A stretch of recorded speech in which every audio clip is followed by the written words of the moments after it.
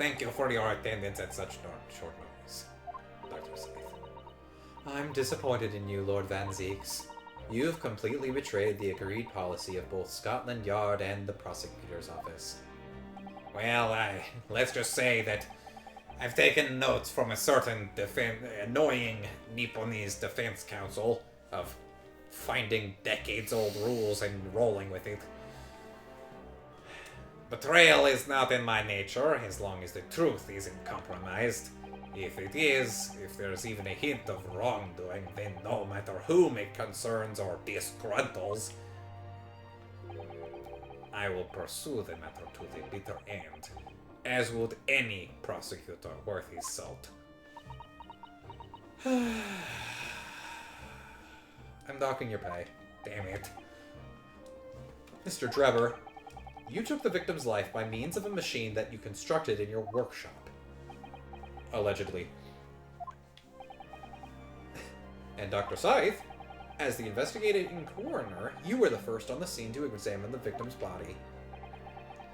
It is the belief of the defense that you collaborated with each other and were both complicit in this crime. And where's your evidence? At present, we have no definitive evidence, but we do have this mouse here. It's very cute. What are you talking about? I'm talking, of course, about the waxwork!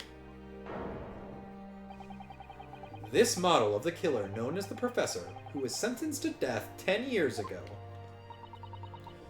You don't need to tell me. I witnessed the man's execution with my own eyes, and officially pronounced him dead. That remains to be seen. Was that a joke? Remains like a corpse? Remains to be seen. God damn it! It's like a double pun. According to the newspaper reports from the time, on the night following his execution, the killer came back to life. Don't waste my time. And the sole witness to that mysterious event was you, Mr. Drebber, wasn't it? Data not found. If what you saw in the graveyard that night 10 years ago wasn't some chilling fiction, but reality, it would make you privy to a very great secret of Dr. Scythe's. A secret so profound it could compel the coroner to agree to collaborate in your evil scheme, in fact. How do I say yes without also admitting to murder? Mr. Drebber, tell the court! Tell everyone the truth of what you saw that night in Lowgate Cemetery! He just falls over dead. Oh my god! He was a waxwork model the whole time! But, wait, how? He was a witness. We heard him talking like an hour ago. He was a research student and a bit too clever.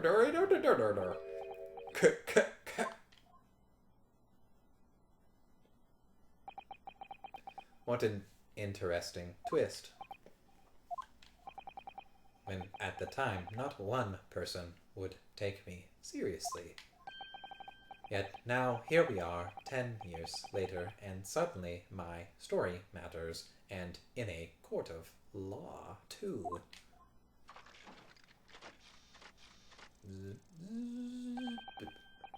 Very well then, if everyone so wishes. Let's be frank. I'll tell you the truth of what happened that night, for what it's worth.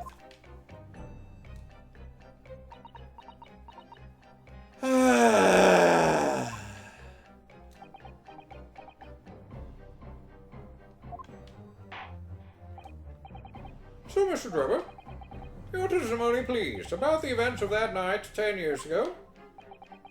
You will tell the court exactly what you stumbled across in Lowgate Cemetery.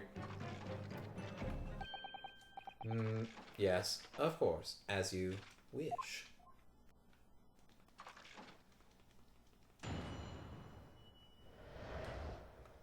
Also, we're just gonna ignore the fact that your hand is entirely mechanical. Like, is that never gonna come up anywhere? Yeah, maybe later. I like how the defining aspect of his character that we were introduced to him was the fact that he had a black monocle, not the fucking robot hand.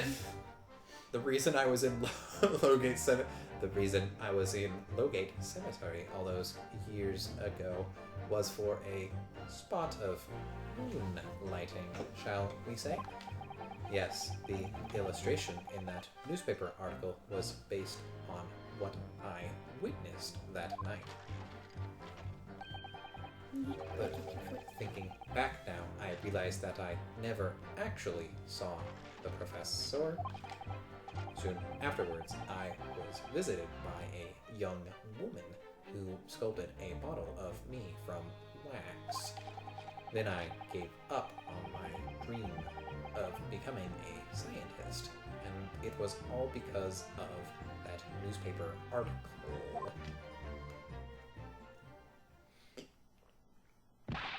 Wait a minute! You're claiming you didn't actually see the professor now?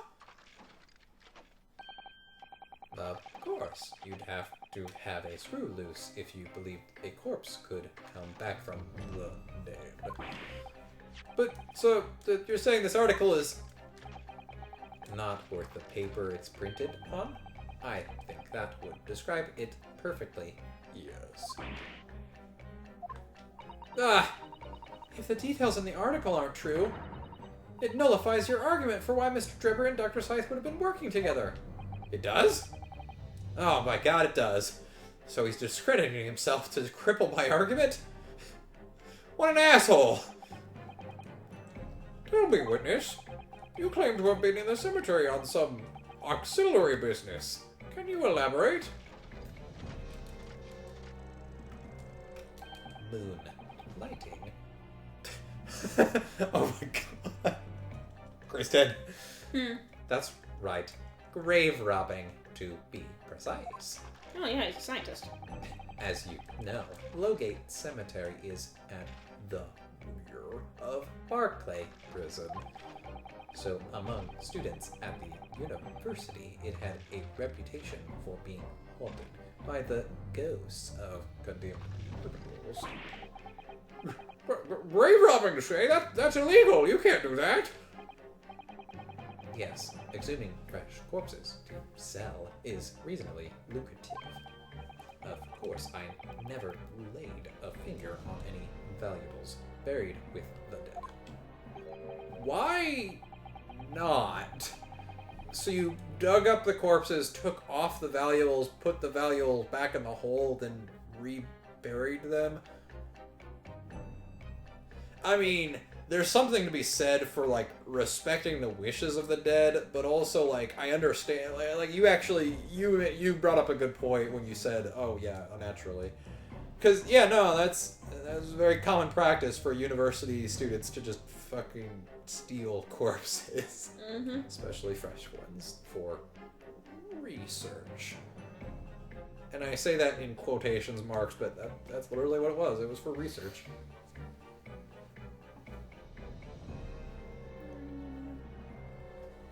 So you are oh my god, they have a faction.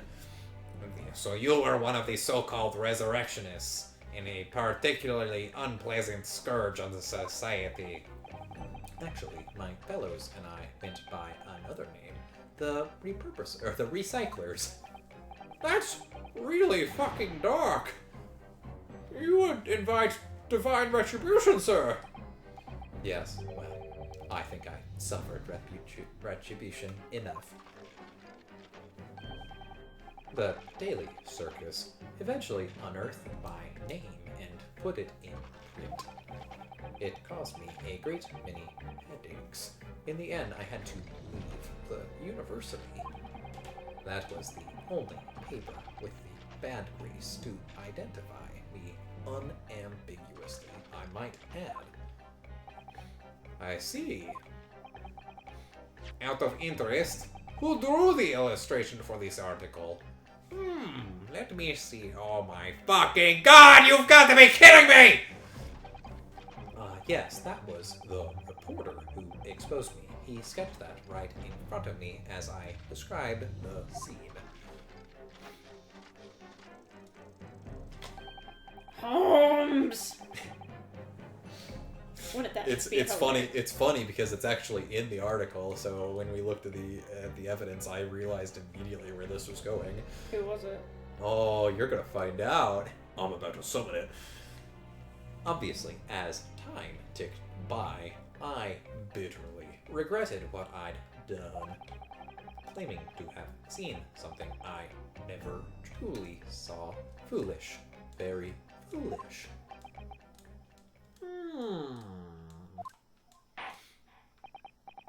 Well, counsel for the defense, you may proceed to the cross-examination now. Very well, my lord! Someone's got a lot of pep in his step today. Much appreciated. Uh-huh. Hold it! Uh-huh. Let me hear more about this illustration. Not entirely. I ran to fetch the police. At the time, you know, I was shaking like a leaf. But they didn't believe a word of it. In fact, I was very nearly arrested myself. I mean, yeah. So you went to the papers instead. I started big with the London news, but unsurprisingly, they didn't want to know either. Oh, well. In the end, though, it was reporters from the gossip rags, the gutter press, that came to get my story. And it spread like the plague. Also, the story spread like the plague through the capital as gossip-hungry Londoners lapped up the tale. The story was in every single paper at the time, with the exception of some broadsheets.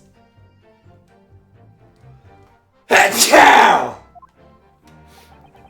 And yet, only one or two or three of them actually interviewed me personally. Most of the accounts turned out to be very interpretive ghost stories. What about the article in the Daily Circus?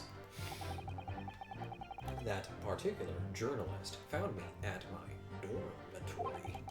I don't know, but he'd discovered my name. So I recounted to him exactly what had happened in that night.